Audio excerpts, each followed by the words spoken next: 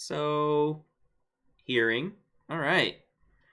Oh man, I shouldn't have not have. I said such good lighting, and then the lighting just got messed up because I moved my hand. Great. Okay. Gonna play a little bit of this. A little bit. I know pretty much all of it is going to get copyright flagged, but you know what? It's a fun play on Alright. So come on, feel the noise. Alright. So you gotta feel the noise. And no, I don't know why it does that. It's really annoying. Alright, so I hope you enjoyed that little interlude. So here we're gonna talk about today we're gonna talk about the ear and how the ear works. You've got two of them. Good on time. Yeah, get your mental health deck. There we go. Alright. So you've got two ears, right? This is pretty much how it looks, right? This is pretty much how it looks. And you have two of them. You've got the outer ear, you've got a middle ear, and you've got an inner ear. So we're going to go through each of those stages, right? So the outer ear, but this is the whole ear, by the way. But the outer ear is specifically everything up to the tympanic membrane, which is your eardrum. I think I'm just going to refer to it as an eardrum from here on out, just because you know what I'm talking about. You'll see tympanic membrane on the slides quite a bit, but I'm just going to verbally refer to it as eardrum. I hope everyone's okay with that. So tympanic membrane, eardrum, same thing, okay? So your outer ear is everything from the outside of your head to the eardrum. Okay, so that involves the cartilage that forms the pinna, which is all of the folds of your ears, the literal thing that you can touch, right? Mostly cartilage, okay? Easily cut off, as Vincent van Gogh showed us. And then the ear canal, where all of that wax is that you constantly have to try to get out of your ear, like me. And there's individual differences on how much earwax you actually produce, and I'm on the high end, which is so gross. But anyways, enough about me.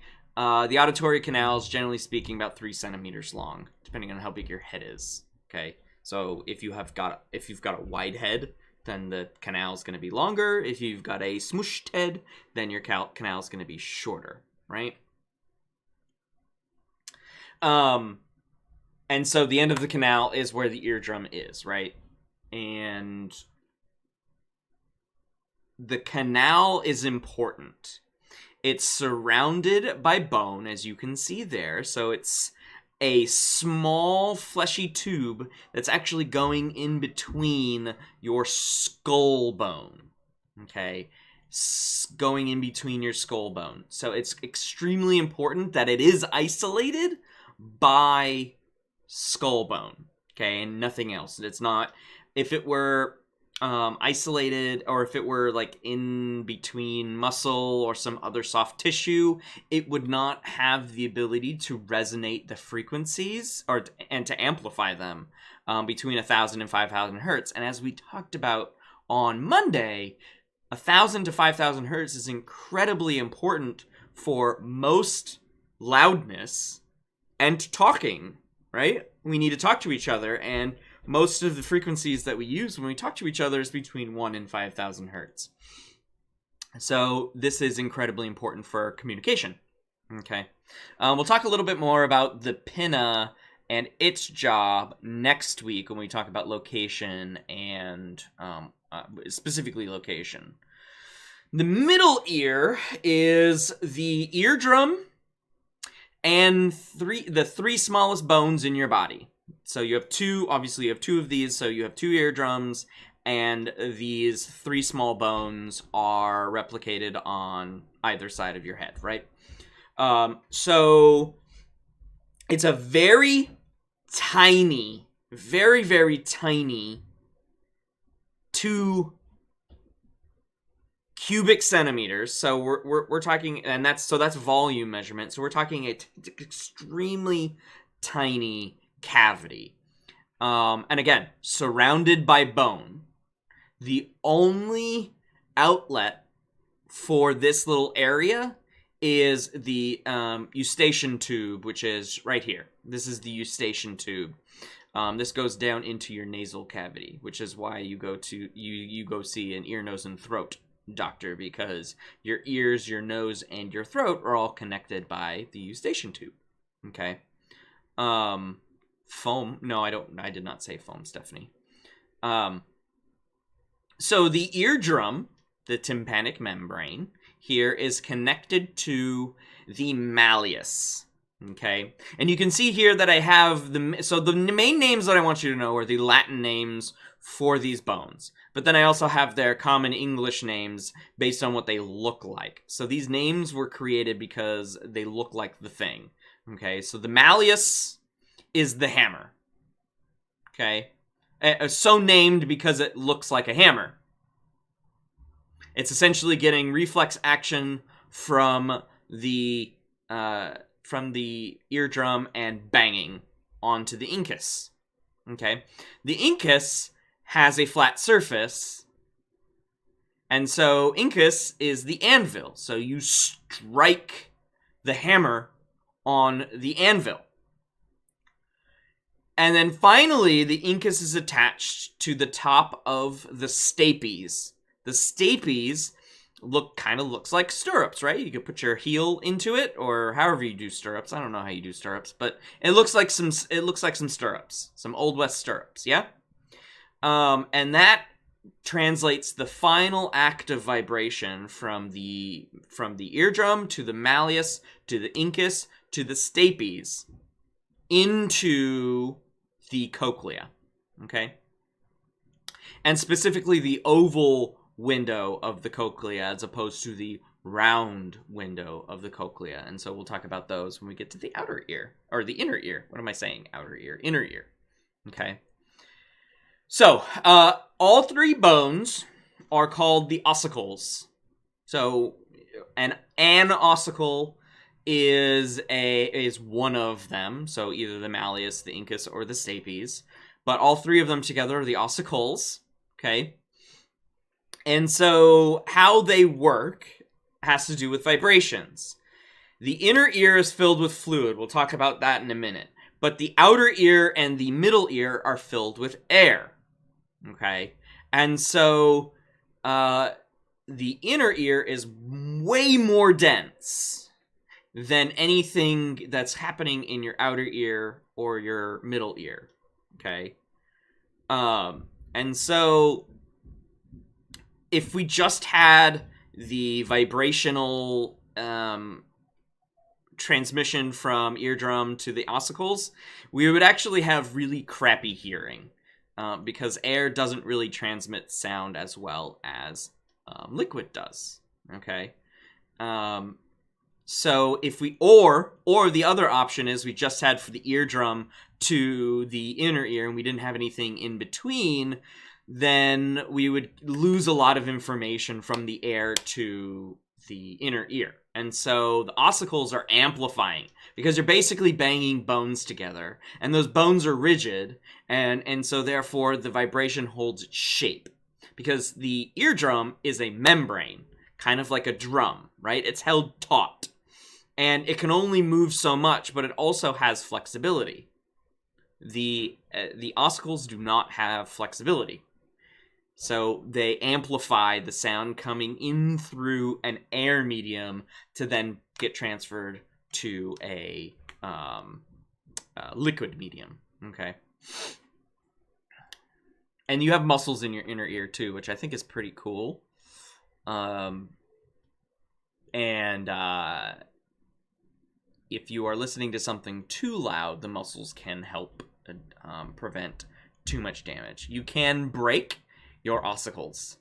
You can break them. Just as much as you can puncture your eardrum, you can break your ossicles if you listen to something too loud. Okay.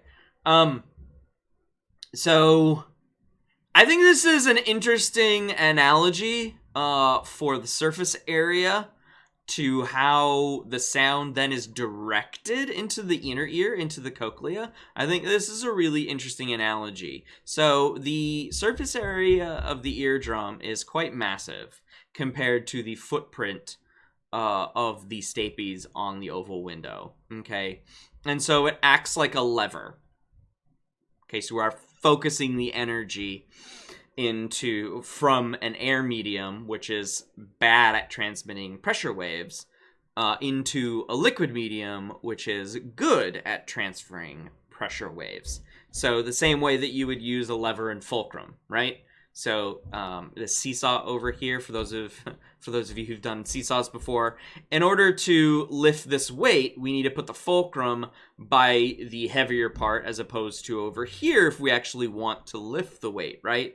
So simple physics works here. For this lever to work, we need to set the fulcrum in the right place. And so that's the same issue here. We need to get the lever to get the weight, so the sound waves, more focused so we can get it into the cochlea. So that's what this analogy is attempting to show. Okay, so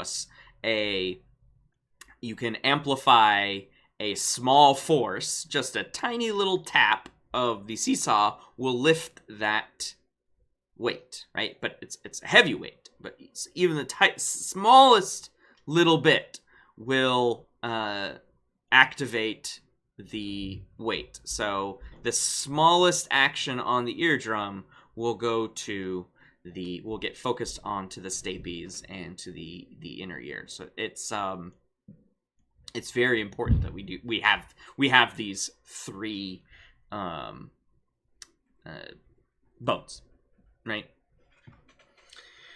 Okay, so inner ear. The inner ear is mainly just the cochlea. That's essentially all we're going to talk about with respect to the inner ear. And it's basically the remainder of the anatomy of the ear discussion that we're going to have today, is what's happening inside the cochlea. So the cochlea is like a shell shape, right? It's coiled into itself, okay? And so this is it slightly uncoiled, okay? And then this is it. This is these two bits, this bit right here. It's all of this flattened out, okay? And so the cochlea is, as the slide indicates, it's the snail-like structure. It's got three additional things coming off the main part of it, where the snail coil is, and those are the vestibular tubes. Those are for your vestibular sense, for your inner ear balance, right? So vestibular sense is for your balance. It's essentially head. It's essentially your head location, where your head is. So when you spin around, you put the fluid that's inside those semicircular canals, and then they slosh back and forth, and that's why you feel dizzy. So it's all about where your head is in space. So that's what the vestibular sense is. It's not necessarily balance. It is just where your head location is. So those are attached to the cochlea, but we're not talking, that's not involved in hearing, so we're not going to talk about the semicircular canals. You might see, they were on the picture, the immediate picture that you saw, but we're gonna skip that. There are two fluid-filled areas of the cochlea. The first one is the scala vestibuli. Okay, scala vestibuli. I suppose you could pronounce it vestibuli, but it's vestibuli. Okay, so that is the top part. So that is the main area that is connected to the oval window and the stapes. There it is.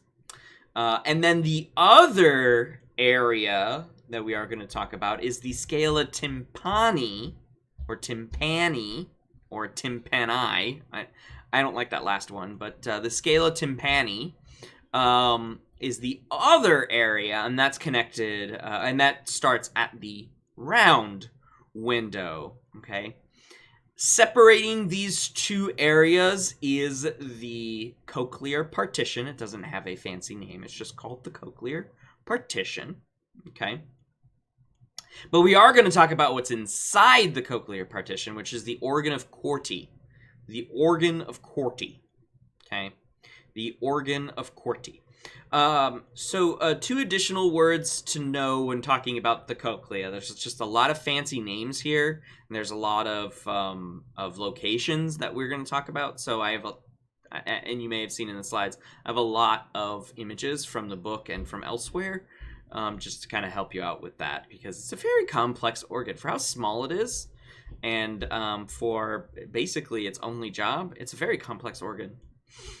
So when we talk about two other things that we talk about is the base of the cochlea, and that's where the oval and round windows are. So the oval window, again, is where the stapes connects to the scala vestibuli, and then the apex, which is at the very end of the coil, the snail coil. That's the apex. It's the end, the far end, right? So we have and here you can see it. You can see the base and the apex. Okay, and we're going to take a cross-section here, and this is what you see when you take a cross-section of the cochlea, right? So here we have the scala vestibuli. Here we have the partition, which is more three-dimensional than the sideways view will have you know. And so inside the partition here is the organ of Corti, which is by far the most important structure that we're going to talk about. And then here is the Scala Tympani, or Tympani, okay? And so if we expand the organ of Corti even more, this is where the bread and butter happens. This is where hearing happens. Okay, this is where if you didn't have this, you would have inner ear deafness. Okay, or neural deafness, because something is up with the transmission. Here, there's no conduction issue.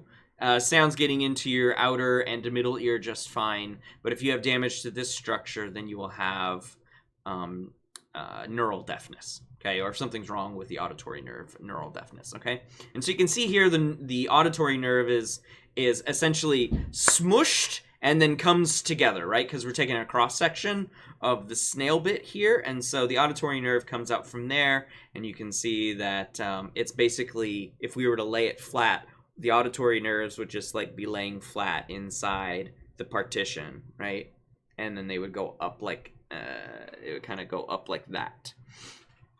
And so inside the organ of Corti, we have, you know what? I already said the nerve fibers.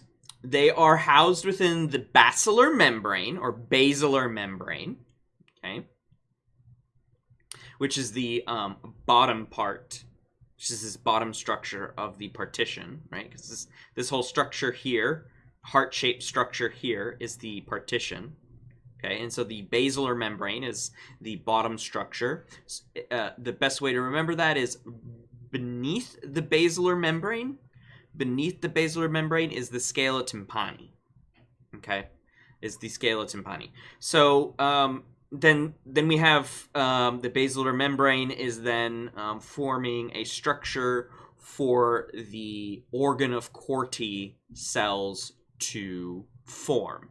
Okay, so the organ of Corti cells are essentially two hair cells, okay, or cilia.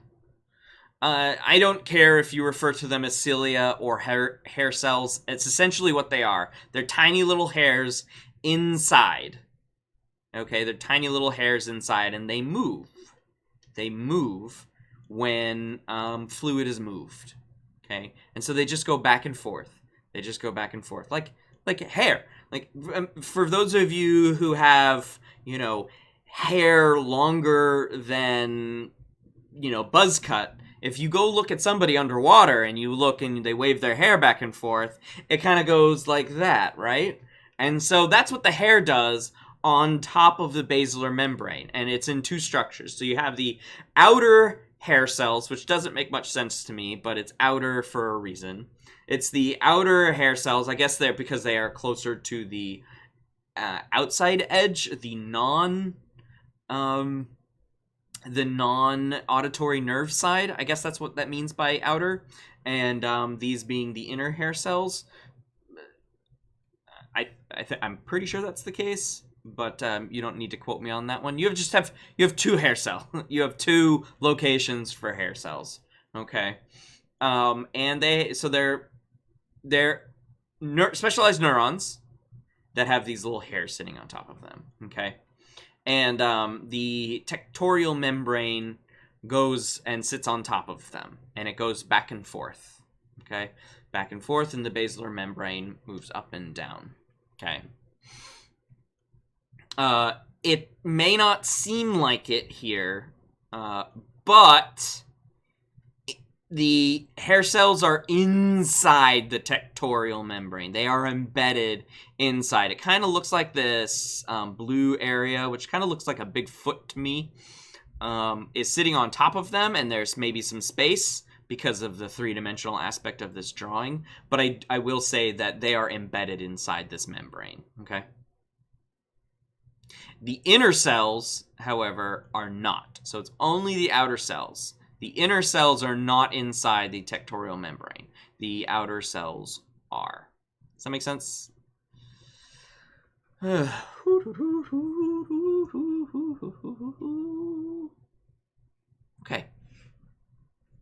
So exploring the structures a little bit more of the cochlea again. Like I said, if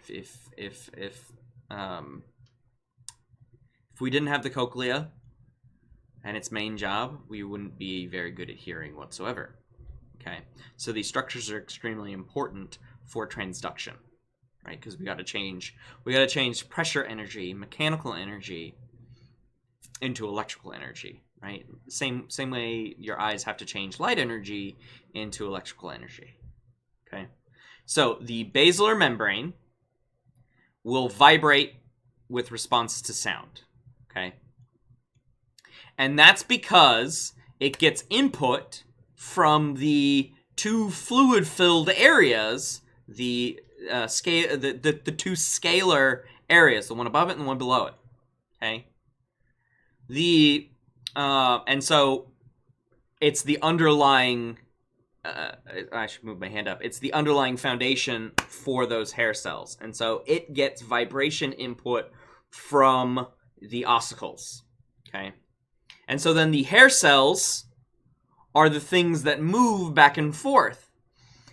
But, as we'll see on the next slide, they don't move for just any old vibration. They move for specific vibrations. And those specific vibrations are the frequencies. Okay? So, the reason why the cochlea is so long and then comes to a point, if we were to stretch it out, it comes to that point, is because the structure changes the way the frequencies are interpreted by the hair cells. It changes the literal space modifies the way the hairs move when the basilar membrane vibrates and the hair cells move back and forth. Okay, so this is how transduction works. This is a quick rundown with taking away all of the biology of all of it. So the cilia bend in response to the movement of the basilar membrane in the organ of Corti, okay?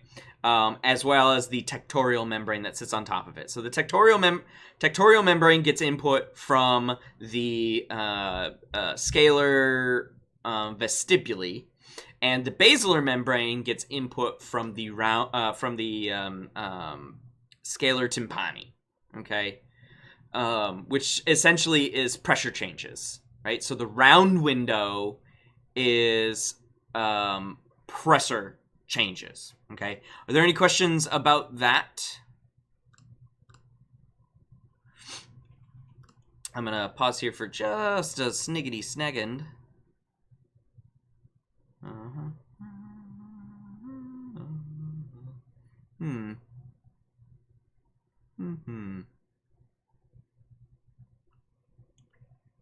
So if you have any questions, let me know. Okay. It's possible for these hairs. Sorry, Kwai. Is it possible for these hair cells to be damaged? Yes. Indeed. It is definitely possible. And you have millions of them in each ear, and so yeah. If you overextend their motion back and forth, they will snap off. Also, anything that can kill a cell can potentially kill those, which is one of the reasons why, if you're familiar with Helen Keller, everyone, you know that she was blind, deaf, and mute, right? And so she had scarlet fever, and that's what led to her being blind, deaf, and mute. And that occurred because there we go. That occurred because the scarlet fever, the specific damage, affected her hair cells for one thing, and she was a baby, so she was. I mean, you could go look this up on Wikipedia, but she was a baby having scarlet fever, which is not good at all, and so her hair cells were specifically damaged. And Hunter, no, they cannot be healed. Most hearing loss is permanent. And Emmeline asks, so what part of the ear weakens or becomes less functional with age to reduce hearing function as we get older? I mean, Emmeline, all of the structures can be... So just like with blindness can happen like from the eye all the way back, right? You can have blindness in the eyes because the eyes don't work properly. You can have the auditory. You can have optic nerve damage. You can have visual cortex damage, right? And those would all cause some form of blindness. With hearing, it's essentially the same thing. You can have conduction deafness, which happens in the outer and middle ear. So the conduction of the tympanic membrane into the ossicles could get damaged, and those definitely do degrade with age. It's entirely possible that that's pretty much the main issue, and so you can easily fix that by using hearing aids. So many elderly individuals end up having either the full over-the-ear hearing aids or just the ones that you can stick inside the ear canal opening. But then you can also have neural deafness, which is what we were just talking about with the hair cells being damaged, that sort of thing, among other things. So it really depends on where the decay or the damage is occurring as somebody gets older. I specifically have mentioned somewhere in here. I mention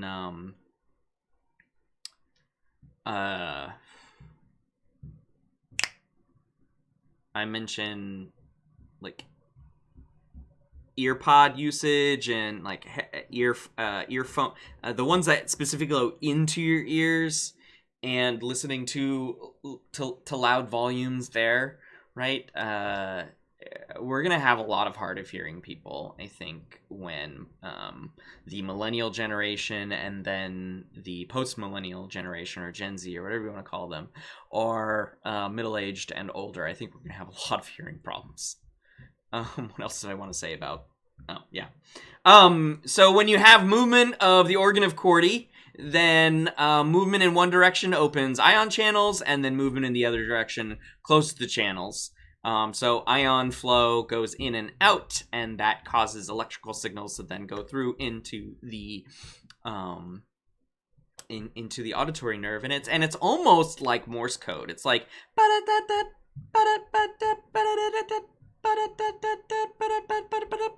as they opening and closing, as they're waving back and forth, like open, close, open, close, open, close, and that's indicating like condensation and rarefaction. That back and forth is condensation, rarefaction, and that gives your auditory nerve the information that it needs to send information into your auditory cortex. Okay. So how did we figure this all out? Well, the one guy that we're going to talk about is Bakeshi. I believe, when I was putting this together... Oh, I wrote it down! Yes, so how you pronounce this is Bakeshi. If you add an A after there, he's Bakesha. Alright, so this is the place theory of hearing. So, the idea... So, Bakeshi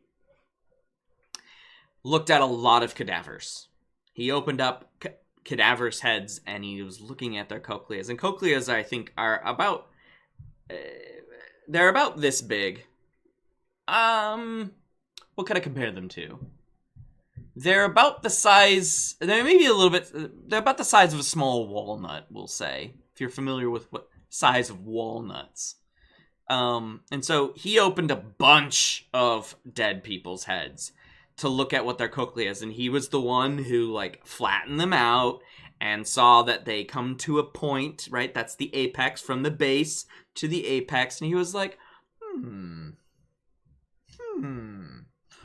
something is going on here because of the shape. The shape seems to indicate how frequencies are registered in these hair cells. Okay, so he called this the place theory of hearing, and it has to do with a physical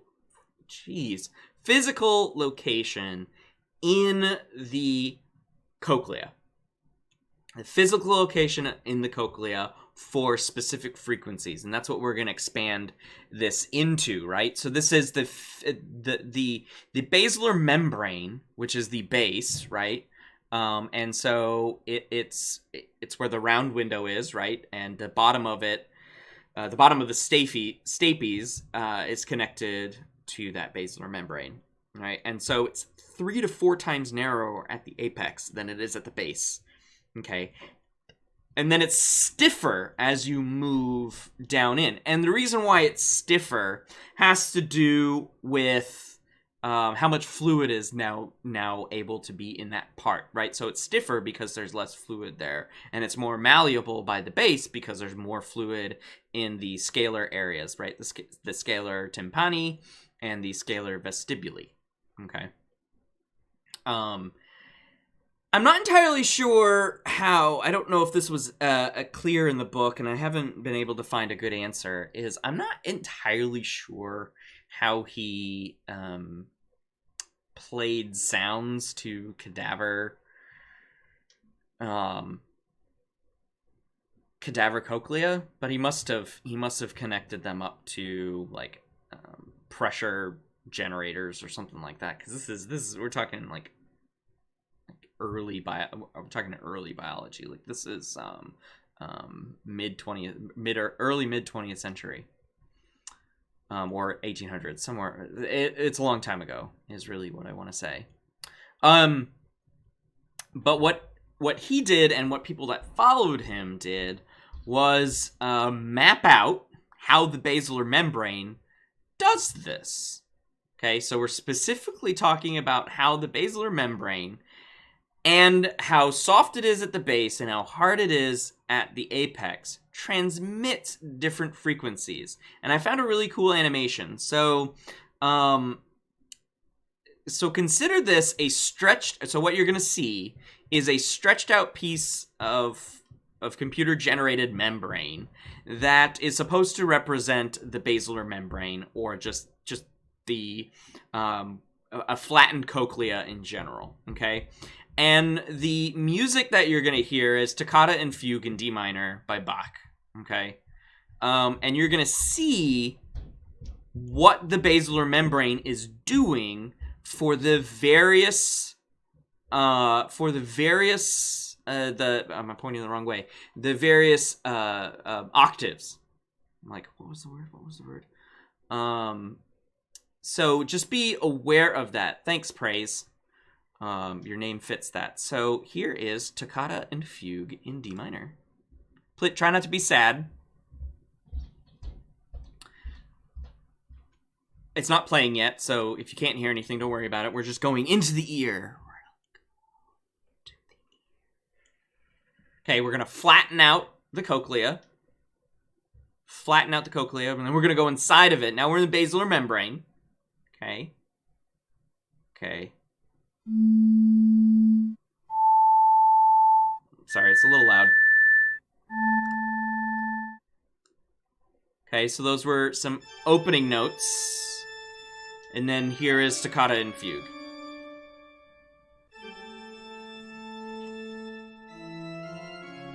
So this is the bass, right? No, wait, no, sorry. This is the bass over here, and this is the apex, because they rolled it. I forgot they rolled it out this way, right? Right? I think I'm confused now. It's nice music, though, isn't it? I'm gonna roll that back. I don't like that they did that. Okay, no. I don't think they have this backwards. They have this backwards. So this is the bass, I believe, because the apex is the one with 4 high notes. And I think so. I think they have this backwards. So let's watch this again.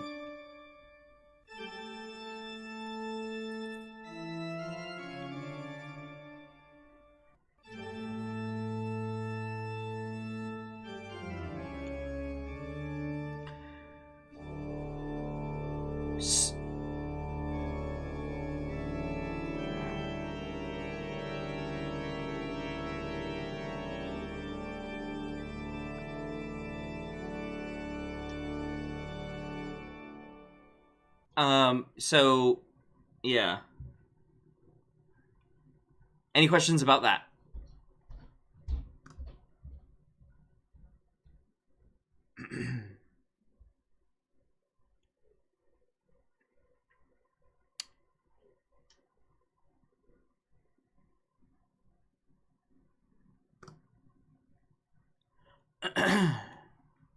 So that's how the basilar membrane works.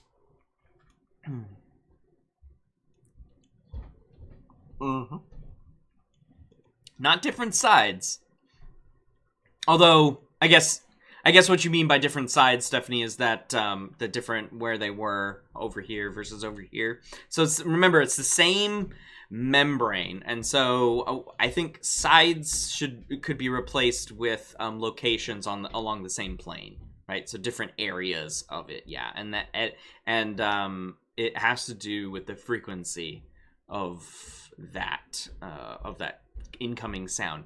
And you can see that it even with a rich sound like a symphony, right, which has multiple instruments playing multiple different frequencies at the same time, you can see that so at the end there at I don't know what it's called, but when all the cacophony, I'll call it the cacophony of sounds, you can see that the vast majority of the basilar membrane was moving, right? It was, and it was like a ripple because of how it starts deep and then it goes higher and then the cacophony gets louder, and I think it's really cool. I think it's really, really, really, really, really, really cool. All right, moving on. So what you just saw was called the envelope of the traveling wave, the envelope. And so complex sounds have an envelope, and that's how they end up, and that's the pattern that you would see for any sound on the basilar membrane. Okay, so envelope, it's the high point and the low point of the sound. High meaning pitch, so high point, low point, pitch. Okay, and again, just for place theory to be true, right, to be an explanation for how we hear, right, because we're still talking about Bekeshi's place theory, right, we need to specify different sections by different frequencies, okay, and the hair cells for that specific frequency move at maximal rates for that specific frequency, right? So that's the peak. Another analogy your book uses is coffee beans of different sizes in a sifter that has different size holes, right? And so the sifter here, or sorter as the image calls it, the sorter here has different size holes, and those holes are going to be specially tuned to bean sizes, right? And so over here we can allow larger beans to go through, but over here larger beans aren't going to go through, smaller beans are going to go through, right? And so that's what Bekeshi was saying when he was identifying this place theory and you know, unfurling the cochlea and saying, yo, this is high frequency, this is low frequency, this is mid-range frequency, and here you go, right? So here's the oval window. Here's the oval window. That's the base. This is the apex. It was higher frequencies. It was not backwards. So that's my apology. So higher frequencies occur immediately, and then low frequencies are at the rigid end of the so if we were to look at it like this, so here's your snail. Whee!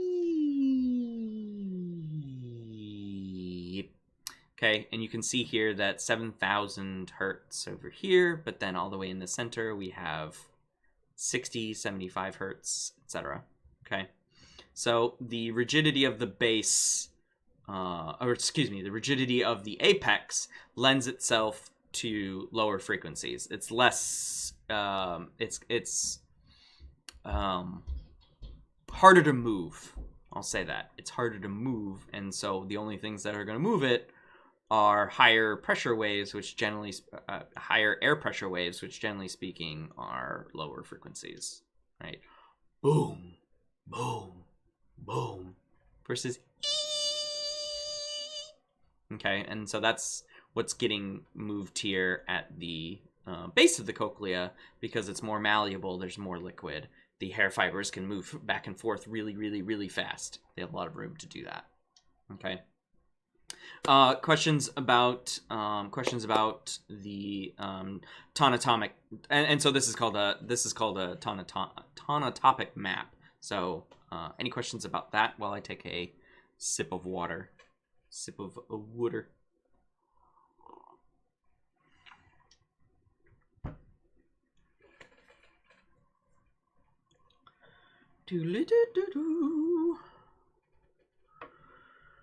Okay. I think I have a couple more things about the cochlea, and then we'll talk a little bit more about pitch perception. Okay. Oh, we have 5 minutes. Okay, maybe not. Okay. The cochlea is a filter, and so it has tuning curves associated with it, so you can draw tuning curves based on neural firing.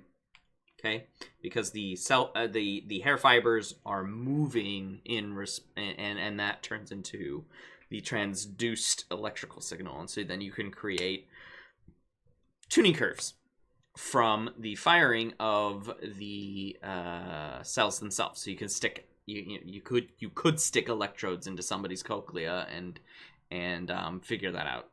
That's generally speaking not done, but you can still get cell recordings from single neurons if you do it that way, just like you could do with the retina in the brain with the simple visual cortical cells, all of that stuff. You can still do it, and you can do it on those hair cells that are connected to the auditory nerve. Okay, and so you can then determine frequency-based tuning curves, and so you can plot activity where it is. And so this is further evidence for Bekeshi's place theory model, right? Because not only do we have the structure and nature of the basilar membrane from his work, but we can also then match it to this later neuronal evidence, okay? Then we can find out what neurons are most activated by what frequency, how many hertz, okay? Hertz donut. You want a Hertz donut? What is this? Oh, This is Rock and Roll High School. Do I want to play it? I'll play it. I'll play it for you all because I love it. So, this was notice the loss of hearing. I don't even care that that's gonna get copyright flagged. I friggin' love it. Oh man. Rat explodes. Okay. Hey, so next time you have some free time, you know, in your isolation and your quarantined isolation, do a little something fun for yourself. See whether or not you can find out as you walk toward the wall with your eyes closed, if you can echolocate.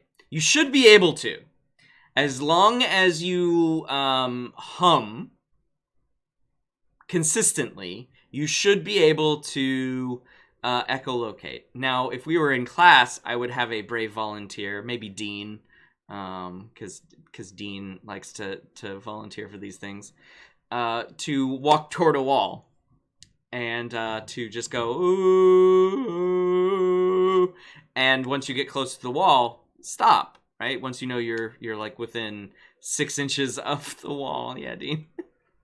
then you stop. So next time you're bored at home, do this. Maybe put it on social media. Maybe have somebody record you doing it. Maybe do TikTok. Like my sensation and my psych professor told me to do this. And then, you know, you could, if it's TikTok, you could make yourself run into the wall if you want. But yeah, I think that's gonna do it for today. We have some connections with the brain. We're gonna just briefly go through those. I'm gonna save the hearing loss stuff for you to just review on your own. I'm not gonna go over those slides. So anything about hearing loss. So we just have a few more slides to do on Friday with location and organization. Unless you want me to do hearing loss, I can talk about hearing loss if you'd like. But you know, let me know in chat if you want me to do that over the next minute or so. If you want me to do hearing loss, I did devote 2 days to location and organization, but I did cut down the material, so we might have the time to do hearing loss. Maybe I'll do hearing loss at the end of Monday's stuff if we finish organization. So I see one, please. I don't know if Dean speaks for everyone. Some people have already left. It's 2:51. Some people have already left. That's fine. So yeah, let's go ahead and I'm gonna end. So I'm gonna leave this. For anybody watching on YouTube, do that demo. Do the demo. Sure, if we got time. Yeah. Okay, all right. Sounds good. Ooh, warm-up coming. Oh, love that. Love it! All right. In the meantime, try not to lose your hearing. And I will see all of you on Friday. Thanks for coming to the stream, and bye!